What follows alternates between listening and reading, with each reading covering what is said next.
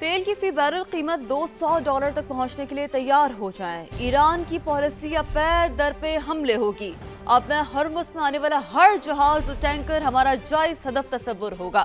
बाज़ाराना इनकलाब ने धमकी दे दी, कहा तेल के एक कतरे को भी गुजरने की इजाजत नहीं देंगे। ईरान ने गूगल, अमेजॉन और माइक्रोसॉफ्ट समेत कई अमेरिकी टेक्नोलॉजी कंपनियों को भी जायज हदफ करार दे दिया।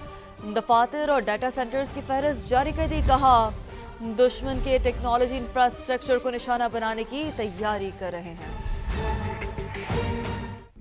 ईरान के इसराइल पर जवाबी हमले, हिजबुल्लाह के साथ मिलकर सैकड़ों रॉकेट दाग दिए। तल अवीव समेत पूरी सहूनी रियासत में सायरन बज उठे। आयरन डोम ईरानी मिसाइल रोकने में नाकाम। सहूनी शहरों में भगदड़ मच गई। मशरिक वस्ता पर भी हमले जारी। इराक के करीब समंदर में 2 गैर मुल्की ऑयल टैंकर पर हमला, आग भड़क उठी। अमले का एक रुकन हलाक, 25 को बचा लिया गया। हुकाम के मुताबिक रेस्क्यू टीमें आग पर काबू पाने की कोशिश में मसरूफ।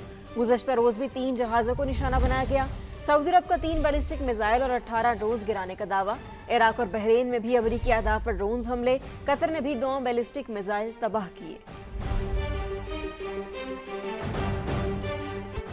ईरान पर अमेरिका और इसराइल के वहशियाना हमले जारी। ताज़ा हमलों में पासदाराना इनकलाब के कर्नल सैयद इब्राहिम समेत मजीद 9 अफराद जान बहक। तेहरान के मुख्तलिफ इलाकों में इंफ्रास्ट्रक्चर को निशाना बनाया गया। मेहराबाद एयरपोर्ट के करीब जोरदार धमाके सुने गए। लेबनान पर भी इसराइल की जवारी जारी है। बैरूत में खौफनाक हमले, 8 शहरी शहीद हुए, 17 जख्मी हो गए। लेबनानी वजारत सेहत के मुताबिक इलाके में इमदादी कार्रवाइयाँ जारी हैं। जख्मियों और शोहदा की तादाद बढ़ने का खदशा।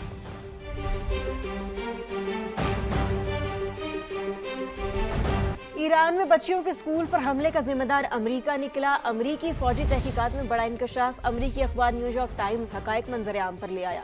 अखबार के मुताबिक मीनाब में स्कूल पर हमला हदफ के तयन की गलती थी। मिसाइल हमले के लिए पुराने डाटा का इस्तेमाल किया गया, जो गलती का बायस बना। ईरान के स्कूल पर हमले का जिम्मेदार अमेरिका, फौजी तहकीकात में बड़ा इंकशाफ। न्यूयॉर्क टाइम्स हकायक मंजर आम पर ले आया। अमेरिकी अखबार के मुताबिक मीनाब स्कूल पर हमला हदफ के तयन की गलती थी। मिसाइल हमले के लिए पुराने डेटा का इस्तेमाल किया गया। अमेरिकी फौजी हुकाम का कहना है तहकीकात इब्तिदाई मराहिल में है। पुराने डेटा को डबल चेक क्यों नहीं किया गया, इस अहम सवाल समेत कई सवालात के जवाब सामने नहीं आए। न्यूयॉर्क टाइम्स ने बच्चों से भरे स्कूल को निशाना बनाना हालिया अशरों की सबसे बड़ी और भयानक फौजी गलती करार दिया।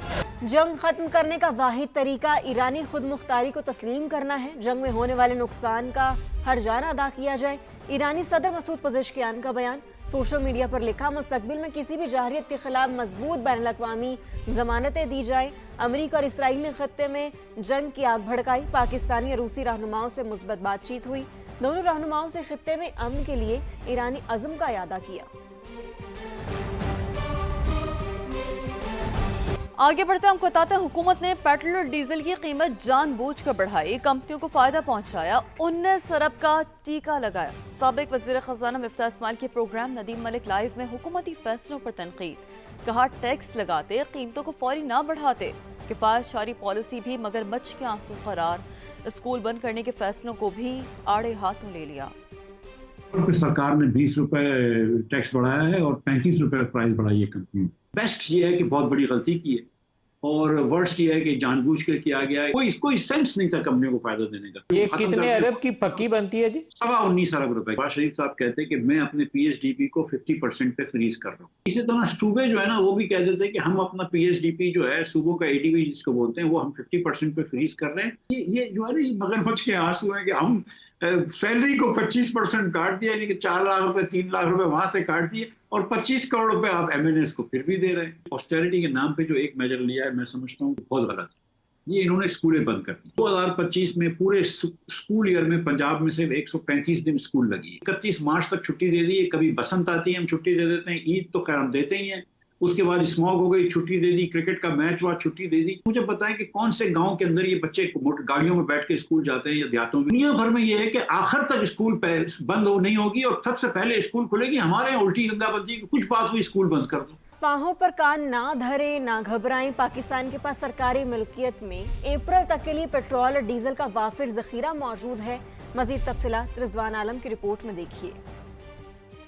मशरिक़ वुस्ता में कशीदगी, मुल्क में पेट्रोल और डीजल वाफिर मिकदार में मौजूद। PSO की रिपोर्ट की तफसीलात समा को मौसूल हो गयी। पाकिस्तान स्टेट ऑयल के मुताबिक पेट्रोलियम मसनूआत का 20 दिन से जायद का जखीरा मौजूद। निजी कंपनीज के पास भी वाफिर मिकदार मौजूद है। किल्लत से मुतालिक गलत मालूमात फैलाई जा रही है। रिपोर्ट में बताया गया कि ओमान से रवा माह के लिए पेट्रोल के 2 कार्गो खरीदे जा चुके हैं जो शेड्यूल के मुताबिक आएंगे। हुकूमती मामनत से सऊदी अरब से भी पेट्रोल का कार्गो हासिल कर लिया गया। एक और जहाज अप्रैल के पहले हफ्ते के लिए खरीदा जा चुका है। 10 मार्च को खोले गए टेंडर पर 25 अप्रैल को पेट्रोल का दूसरा कार्गो मिल जाएगा।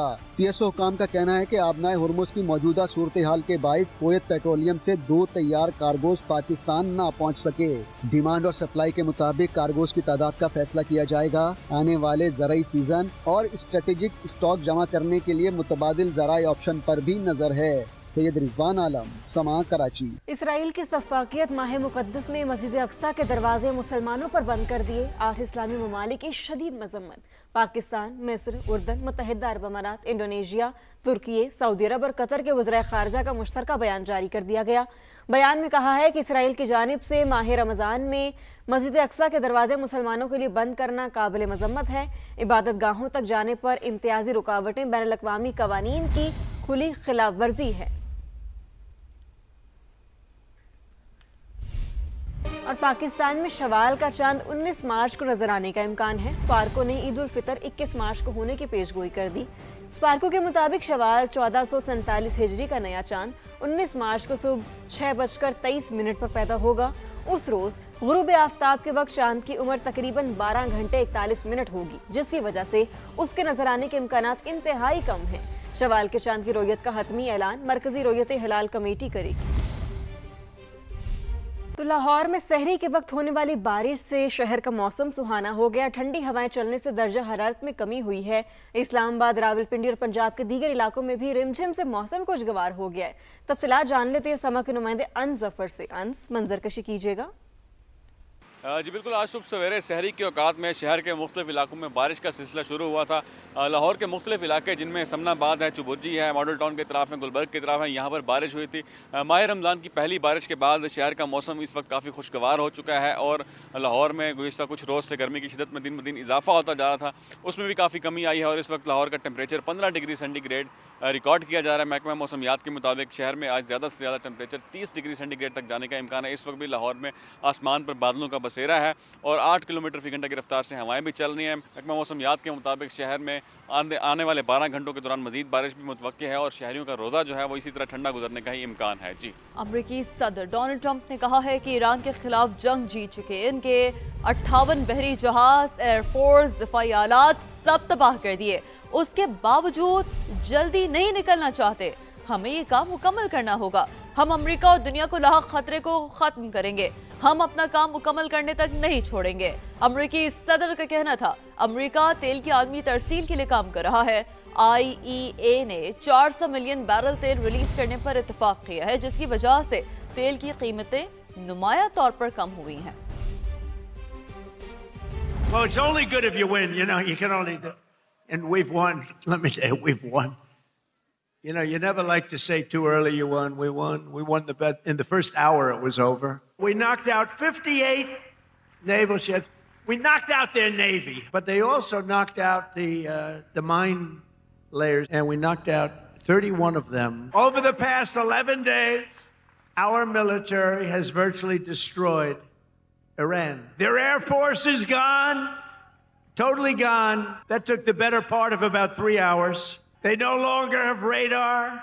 They don't have anti-aircraft equipment. They don't have anything. Their missiles are down 90%. Their drones are down 85%. We're blowing up the factories where they're made left and right. After midnight hammering, then we left. We figured that'll be the end of them for a while. But they started again. That's why we got to finish it, right? We don't want to go back every 2 years. And oil prices are already coming back down, and it's going to come down. But we're not leaving until that job is finished, and it's going to be very fast. My administration, as you know better than anybody, is also working to keep the oil flowing. It's flowing all over. Earlier today, the International Energy Agency agreed to coordinate the release of a record 400 million barrels of oil from various national petroleum reserves around the world. which will substantially reduce the oil prices as we end this threat to America and this threat to the world. We don't want to leave early, do we? We got to finish the job, right?